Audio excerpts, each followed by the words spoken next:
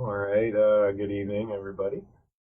To start this off, I didn't even know when I ordered this incense that it was going to be called. If you can see that, it's meditation incense, specific meditation incense. So I figure I should probably light some in honor of our session that we're about to do together.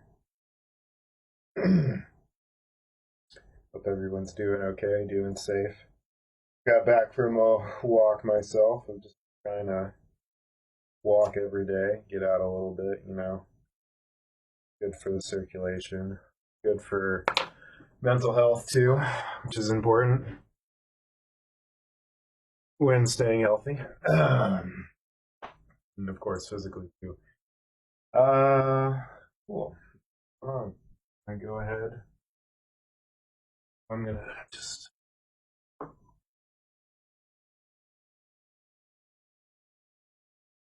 paste it.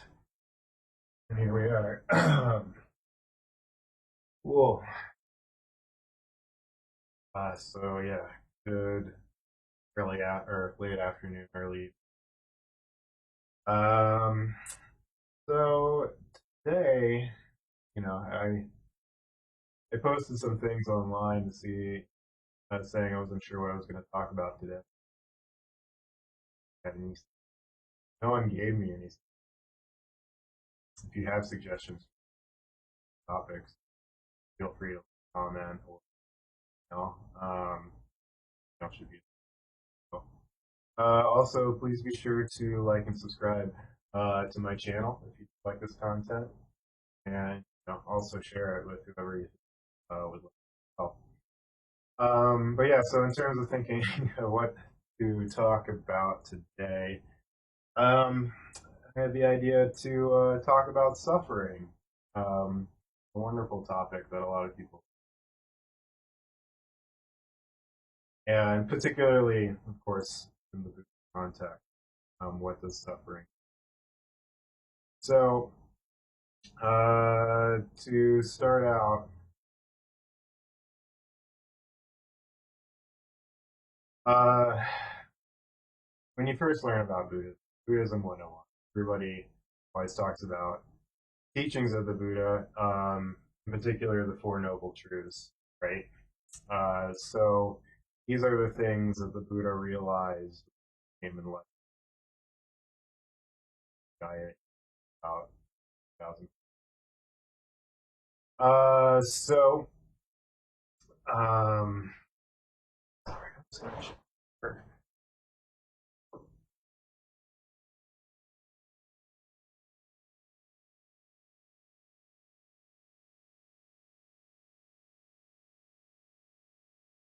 I'm just gonna keep rolling.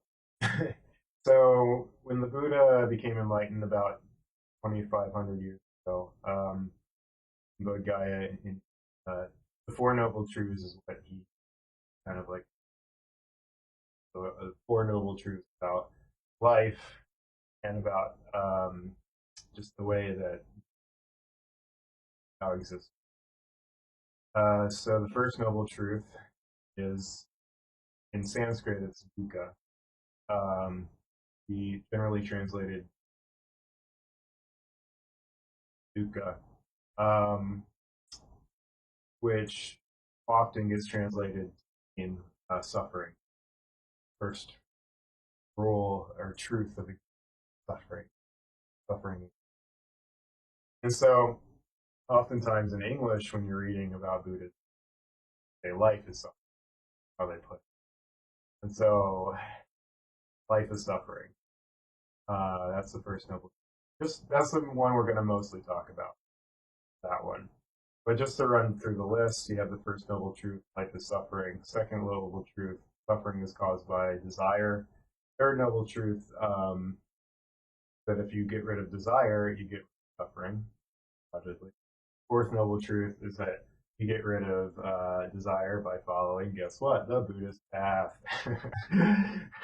So I don't know, it's always funny to me. Oh yeah, you know how to end suffering in your desire? But anyway, um, So life is suffering. That's the one. And so whenever anybody hears that at first, oh God, I don't want any. This is too.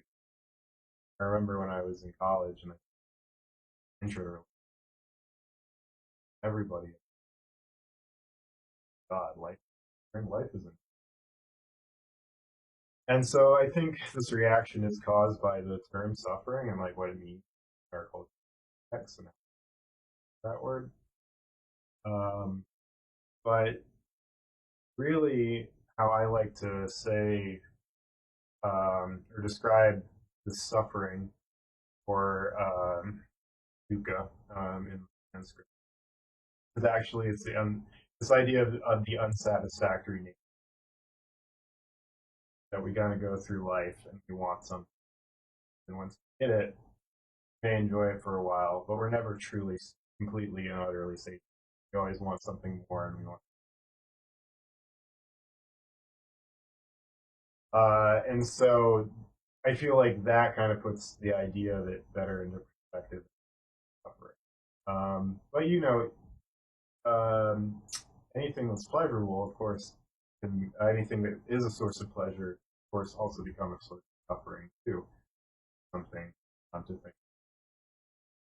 We've all too much of our favorite ice cream. We've all eaten too. It happens when we eat too much ice. At first, we love it. This is great. Why would we ever want to stop eating it? Playing this much, but after well, and it feels so good. You shoving your face full of ice cream. So, so that pleasurable experience that at first that you couldn't get enough of, or you thought you couldn't get enough of, all of a sudden flips around and becomes something. And so we can kind of use that idea when approaching our right. Uh, like I say, meditation can be kind of a chore. Oftentimes, I just struggle with it all the time. I'm like, I don't want to meditate. That doesn't seem to cause me suffering, but like be annoying to do. Um, but you sit down and you do it, and your perspective shifts. You know, all of a sudden you're like, oh, I am kind of enjoying it. But this is making me calm, uh, giving me relaxation. So, that's one way that this idea of suffering relates to our practice. And then with meditation in particular, it allows you to start to see things what they really are too. Um, so much of our suffering isn't really caused by, well, they say, actually all of our suffering is caused by external factors. Now, of course, like, there are things that are painful in the world that happen. So, for instance, like if you get a cut or something, or you break your foot, and I broke my foot a couple of years, there's going to be the physical pain that's going to cause you suffering, right? But where the real suffering comes from kind of like the mental anguish that you overlay physical sensation of pain. Uh, with the broken foot example. Oh, I broke my foot. Oh, I'm not going to be able to walk. Oh, it's going to be so hard to get around. Oh my God, how am I going to do this? What's going to happen to me? I'm not going to be able to exercise. Am I going to get fat? Like that, all that kind of suffering and worrying actually overlaid the physical pain. Not that the pain causes this reaction in our mind basically to go off in case worry. And when we meditate, we actually we learn how to catch ourselves at that moment. Okay, I see that my mind is spinning off into other direction. When really it's just I just have some pain in my like who knows how long it's going to take to heal. Yeah, it's probably going to be a pain to get around. Yeah, I won't be able to do all the things that I like to do, but it's fine. Like if I don't focus on that so much, I won't cause suffering from those thoughts. So again, that's what meditation really helps us with, is sort of getting familiar with our mind, seeing again what different sensations cause different thoughts, or what feelings cause different thoughts, and understanding those relationships. Um, and so once you understand those relationships better, you can really, yeah, begin to catch yourself in the, where fly off, you stub your toe or something. Ah, God, I'm so stupid. How could I stub my toe? But you realize, oh, I just stubbed my toe. It just hurts. I don't need to add this other layer of mental anguish over the physical pain already. The physical pain is plenty enough. Um, and also, what you learn is that these sensations don't last forever. So any negative feeling that pain you have, it doesn't last forever. And really, that's another source of suffering, is when you're in pain, is the idea, oh, I feel so sick. This will never end. Well, it does end. It does end, but in the moment, it like it, again with meditation. That's really what we're practicing for in moments like that, where you can say, yeah, oh, if I think of it like this, where like if I think of it's never gonna, yeah, that's gonna cause me a lot of pain, but it's not gonna. So yeah, why don't we start meditating? Practice that. So again, we'll do the same thing that we've done the past few times. I got my bell here. I'll ring it twice. We'll start with a body scan. So we'll move our attention to parts of the body. Feel free to do this sitting cross-legged if you'd like. You can also do it sitting in a chair. If you do it sitting in a chair, I would just recommend that you place your feet firmly on the ground while you maybe rest, and then you can rest your hands on your lap like this. Another common way people rest their hands on their lap, also like well, kind of cupped there. And feel free to meditate with your eyes open or closed. It's up to you. If you generally fall asleep while meditating, um, maybe a good idea to try it with your eyes open. So yeah, so I'll ring the bell twice. We'll do the body scan. I'll ring it once. We'll take a break. Ring it again. We'll go into focusing on the breath. I'll ring it one time. We'll take a break. I'll ring it again. One more round of focusing on the breath. Then I'll ring the bell 3 times at the end. Conclude the session. So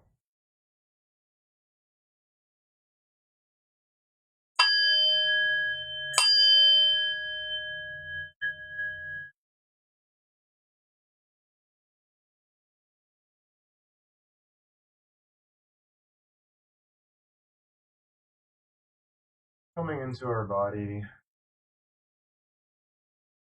becoming aware, present moment. Gently move our attention.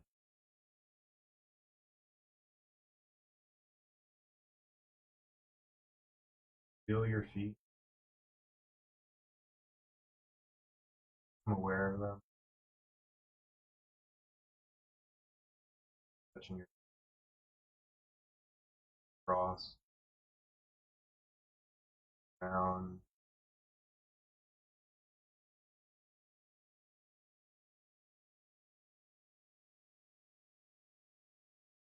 Become aware of your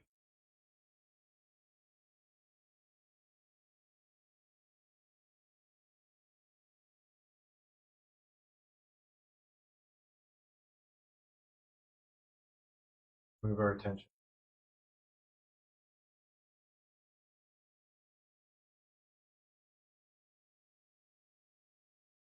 for our body. There.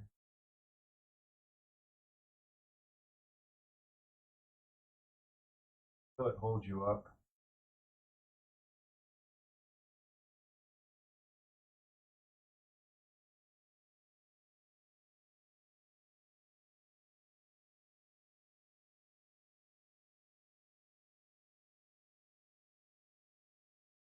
Move our attention to our belly.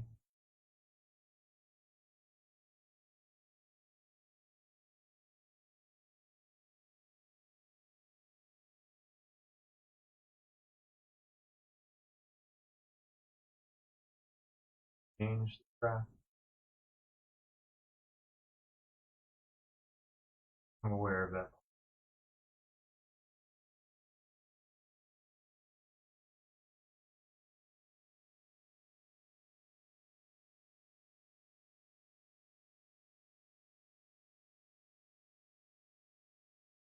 We're going to move our attention up to our heart.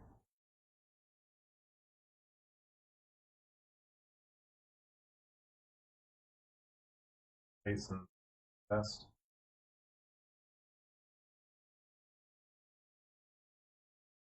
Notice part of your body.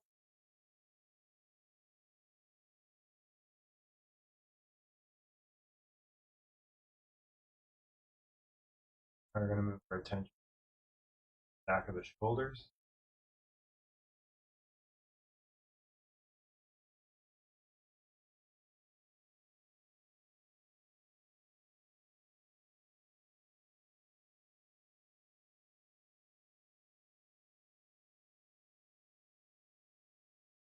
Now we'll move our attention back, feeling that.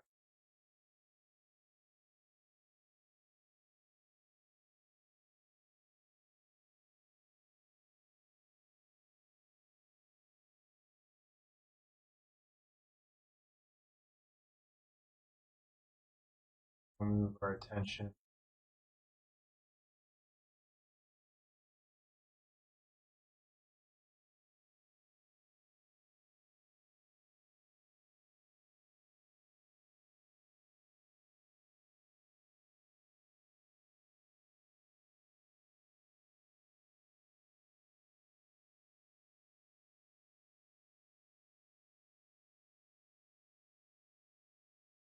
move our attention to our seat.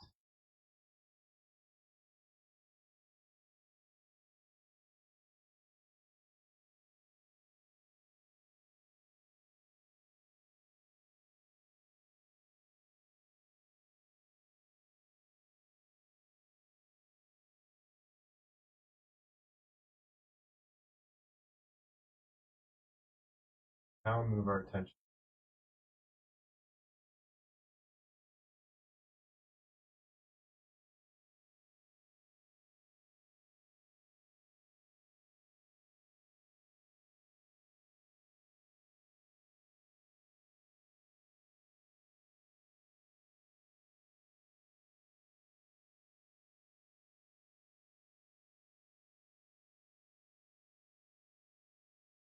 next. We'll move our attention to our heart.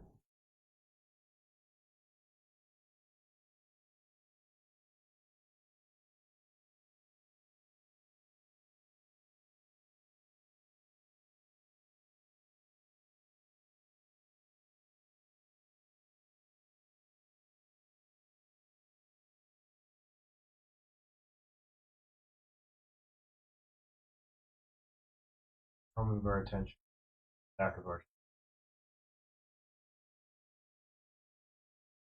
aware of that.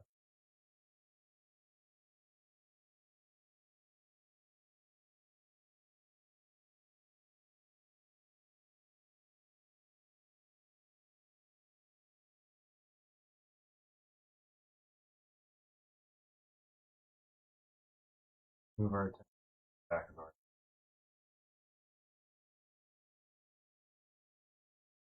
feeling of.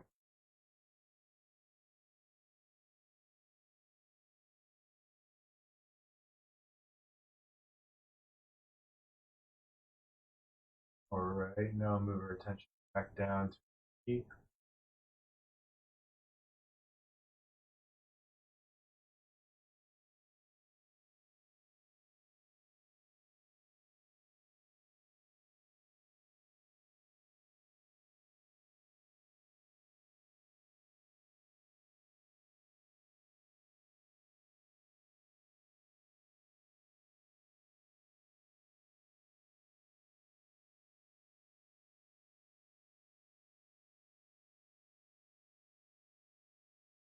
Move our attention.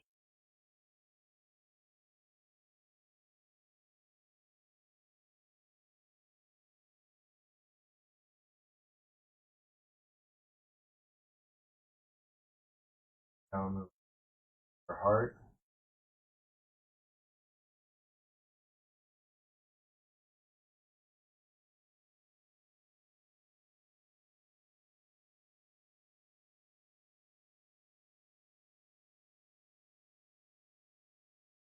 Now move our attention back of the shoulder.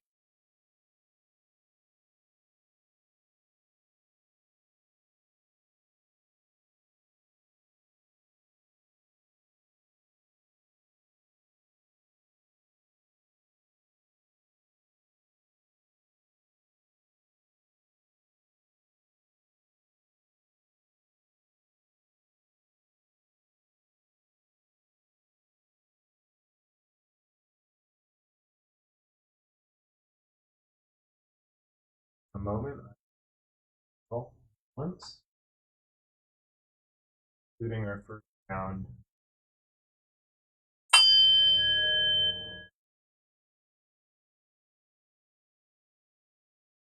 All right. I'll take a break.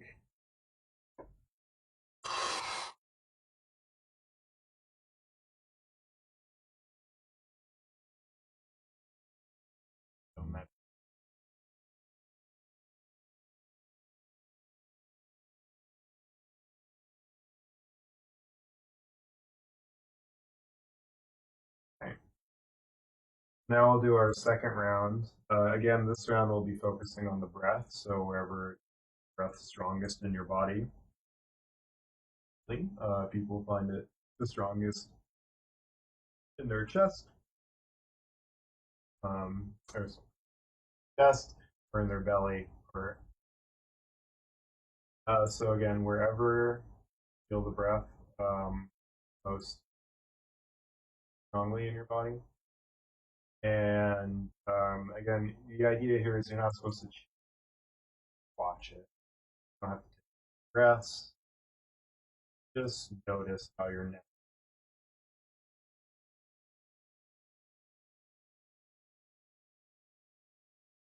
goes.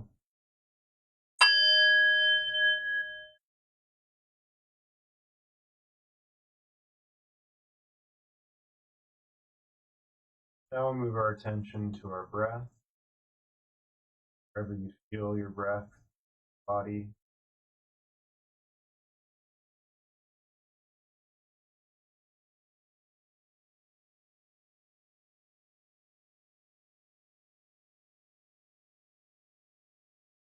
Change anything about your breath.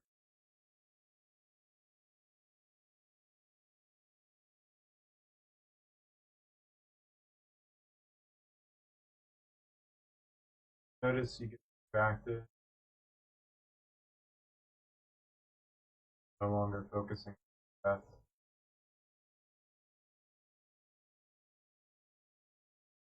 Really okay. Recognize that you've been distracted.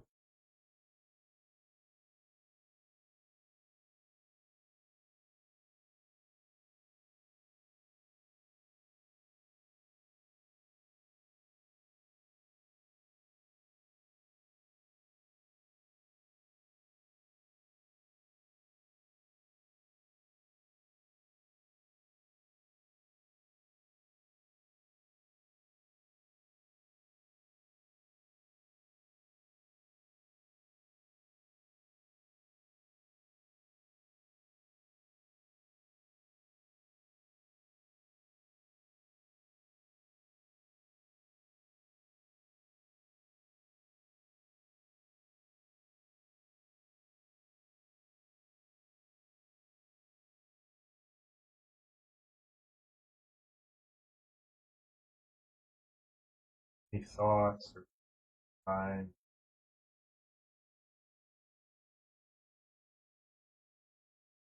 active breath. Really okay. Recognize.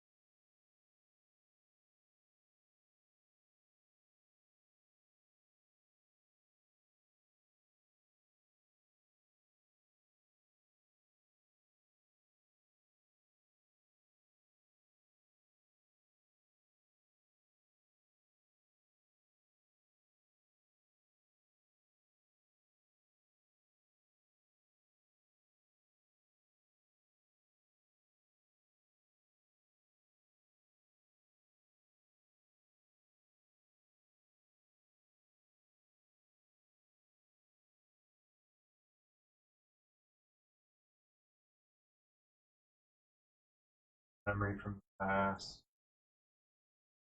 thought about the future prizes.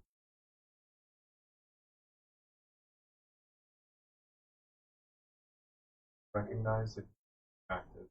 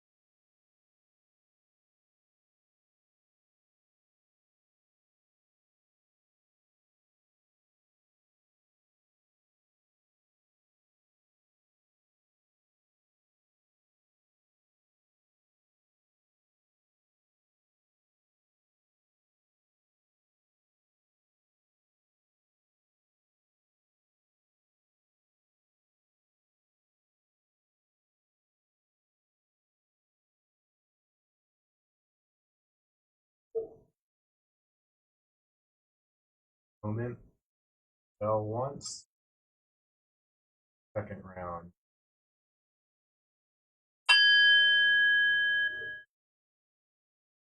Okay.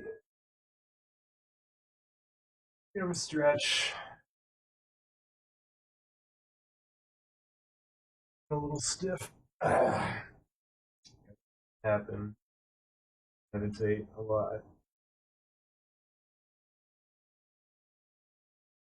Also, if you have any questions watching live, feel free after this round.